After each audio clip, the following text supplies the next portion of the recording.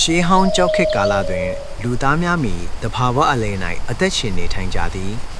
တောင်တန်းများတောများနှင့်မြစ်များအနီးတွင်အုပ်စုလိုက်နေထိုင်ကြသည်သူတို့သည်ကြောက်ကိရိယာများကိုကိုယ်တိုင်ပြုလုပ်အသုံးပြုကြသည်အမျိုးသားများသည်အမဲလိုက်ရန်လှန်နှင့်ကြောက်သားများကင်ဆောင်ကြသည်တောထဲတွင်သမင်ဝိုက်ရိုင်းများကိုအုပ်စုလိုက်လံဖန်ဆီးကြသည်အမဲရပြီးနောက်မိသားစုနှင့်အတူမျှဝေစားတောက်ကြသည်အမျိုးသမီးများနှင့်ကလေးများသည့်အသီးနှံများကိုစုဆောင်းရှာဖွေကြသည်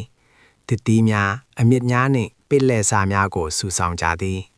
သူတို့၏အသက်မွေးမှုသည်တဘာဝအပေါ်အလွန်မူတည်နေသည်မိကိုရှာဖွေတွေ့ရှိသည်အစားအစာများကိုချက်ပြုတ်စားတောင်းကြသည်အုပ်စုလိုက်ပူးပေါင်းလှုပ်ဆောင်ခြင်းကသူတို့၏အောင်မြင်မှုဖြစ်သည်ကြောက်ခေလူသားများ၏ဘဝသည်လူယဉ်ကျေးမှုအ